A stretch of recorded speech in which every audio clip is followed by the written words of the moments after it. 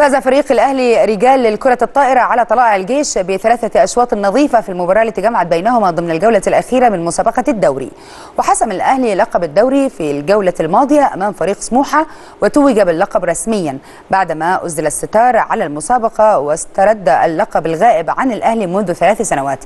وأقيمت المباراة على صالة اتحاد الشرطة الرياضي، ونجح خلالها الفريق في تقديم عرض قوي والفوز بنتيجة 3 أشواط نظيفة دون مقابل، لينهي الموسم بطلا للدوري دون أي خسارة.